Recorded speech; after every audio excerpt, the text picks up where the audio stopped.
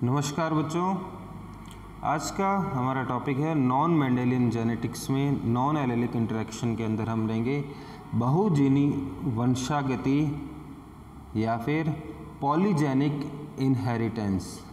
इसका एक और नाम दिया गया है, इसको मात्रात्मक वंशागति भी कहते हैं, क्वांटिटेटिव इनहेरिटेंस भी कहा जाता है। ठीक है, इसमें होता क्या है बच्चों, इस टाइप की जो वंशागति रहती है इसमें एक ही लक्षण के लिए कई सारे जीन्स हमारे पास में उपस्थित रहते हैं या फिर कई सारे जो लक्षण हैं वह एक जीन द्वारा नियंत्रित होते हैं। अब देखिए, इसके अंदर सबसे पहले शुरुआत करते हैं। बहुजीनी वंशागति का जो जनक था उसको कहा गया, कार्ल र्यूटर को कहा जाता है। इन्होंने खोज की थी बहुजीनी वंशागति की। इन्होंने तंबाकू में सर्वप्रथम बहुजीनी वंशागति को देखा था। इसमें क्या रहता है बच्चों, देखो इम्पोर्टेंट पार्ट क्या है इसका, कि बहुत सारे जीन मिलकर एक लक्षण प्रारूप को नियंत्रित करते हैं। मैनी जीन्स मिलकर एक लक्षण प्रारूप को नियंत्रित करते हैं। उदाहरण के तौर पर ह्यूमन के अंदर स्किन का जो कलर है, स्किन का जो कलर है वह कोई एक जीन नियंत्रित नहीं करता है, कई सारे जीन्स मिलकर नियंत्रित करते हैं। उनके अंदर देखा जाता है कि कितने जीन डोमिनेंट है और कितने जीन रेसेसिव है। इन दोनों का जो योग रहता है, मिलाकर जो योग रहता है वह कलर बनाता है।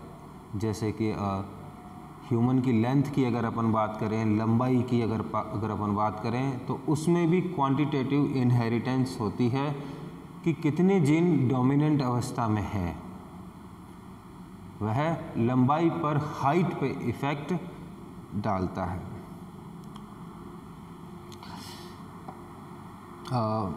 ऐसे लक्षणों की वंशागति जिनका नियंत्रण अनेक जीन के द्वारा होता है उन्हें बहुजीनी वंशागति कहते हैं। इस प्रकार की वंशागति में लक्षण प्रारूप की तीव्रता यानी फिनोटाइप की तीव्रता डोमिनेंट जीन की संख्या पर निर्भर करती है। देखिए, प्रभावी जीन की संख्या पर निर्भर करती है।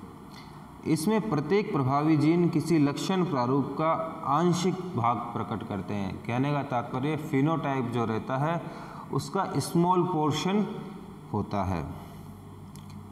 एक जीन का एक अपना रोल रहता है, हर एक जीन का इसमें अपना अपना रोल होता है।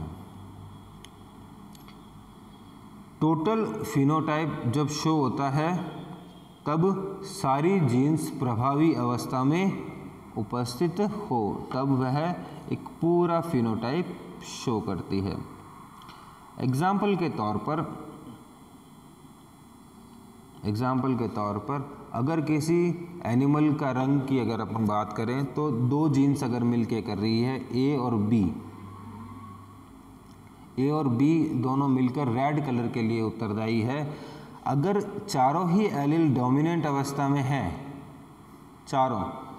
चारों ही डोमिनेंट अवस्था के अंदर है, तो कलर शो होगा इसमें red, complete red colour show हो जाएगा। लेकिन जो अगर अपन देखते हैं, जो अगर अपन देखें, एलील जब रेसेसिव अवस्था के अंदर जाते हैं तब लाल रंग की जो तीव्रता है वह घटती जाती है। अगर अपन इधर की ओर जाएं तो लाल रंग की तीव्रता घटती जाएगी और लास्ट में जब चारों ही एलील रेसेसिव अवस्था में आ जाएंगे तब वह वाइट कलर शो करेगा। इसका इसमें इम्पॉर्टेंट चीज़ क्या है पॉलीजेनिक इनहेरिटेंस के अंदर, इसमें कई सारे लक्षण वाले मीडिएटर प्राप्त होते हैं। जैसे इसी में देख लीजिए, इसमें अलग अलग टाइप के एनिमल्स अपन को मिलते हैं। क्या क्या एग्जाम्पल्स हैं इनके, इसमें देखिए, गेहूं के दानों में रंग की वंशागति, यह भी क्या है, पॉलीजेनिक इनहेरिटेंस है। मनुष्य में त्वचा का रंग, स्किन कलर, मनुष्य में हाइट, मनुष्य में बुद्धिमत्ता, ह्यूमन इंटेलिजेंस, जितने ज़्यादा प्रभावी जीन उपस्थित होंगे उतनी ही ज़्यादा इंटेलिजेंस पाई जाएगी, आईक्यू लेवल उतना ही हाई होगा। फिर जंतुओं में मांस एवं दूध की प्राप्ति के लिए भी जीन्स पाए जाते हैं जो कि मल्टीपल जीन के द्वारा संपन्न होते हैं। इसके बाद एक और टॉपिक आता है मोनोजेनिक वंशागति या फिर क्वालिटेटिव इनहेरिटेंस। ये जस्ट ऑपोजिट है, ये जस्ट ऑपोजिट है। ऐसे लक्षण की वंशागति जिनका नियंत्रण एक जीन के द्वारा होता है, उसमें कई सारे जीन्स के द्वारा हो रहा था, जबकि इसके अंदर यह केवल एक जीन के द्वारा वंशागति नियंत्रित होती है।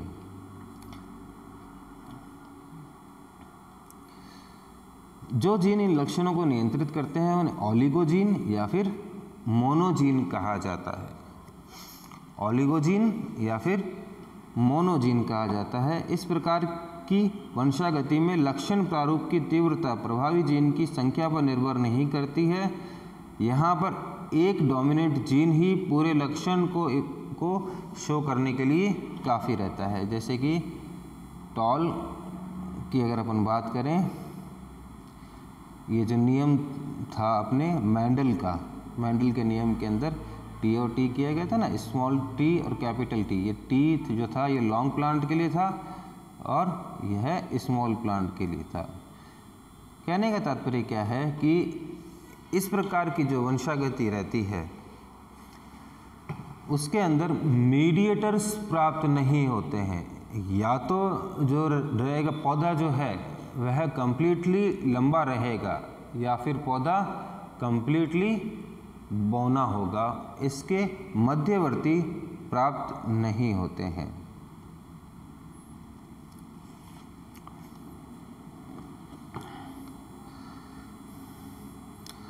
अपन बात करते हैं, इसी में देखते हैं बहुजीनी वंशागति को नेल्सन एलन द्वारा सिद्ध किया गया। इसमें गेहूं के दाने का रंग 2 जोड़ी जीन्स के द्वारा नियंत्रित होता है।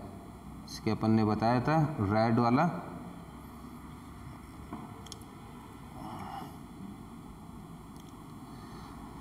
इसमें देखिए, जब रेड गेहूं का जो दाने का वाला जो पौधा है उसका क्रॉस करवाया जाता है वाइट के द्वारा, तब इंटरमीडिएट्स प्राप्त होते हैं।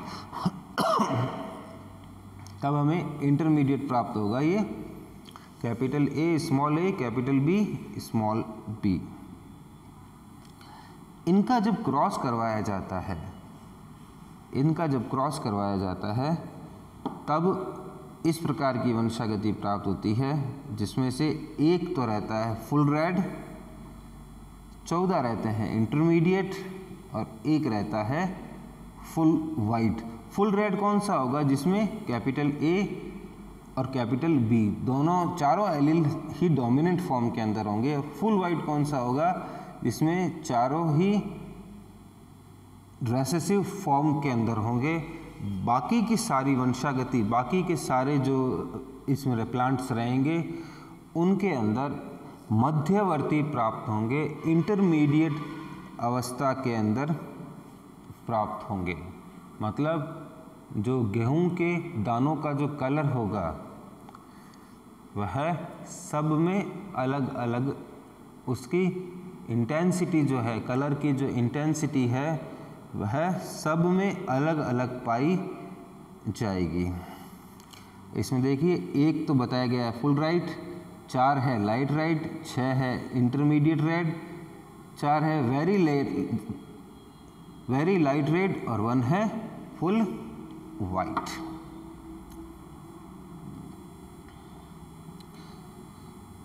अब देखिए, मनुष्य के अंदर त्वचा के रंग की अगर अपन वंशागति की बात करें, मनुष्य में त्वचा के रंग की वंशागति, निग्रो अगर कोई है उसका जब संकरण या फिर क्रॉस करवाया जाता है वाइट के साथ में, ठीक है, मनुष्य की अपन बात कर रहे हैं। इसमें देखिए निग्रो जो होते हैं वह ब्लैक होते हैं, प्योर ब्लैक। जो अपन देखते हैं अफ्रीकन या फिर वेस्ट इंडीज़ के जो लोग हैं वह निग्रो की श्रेणी में आते हैं।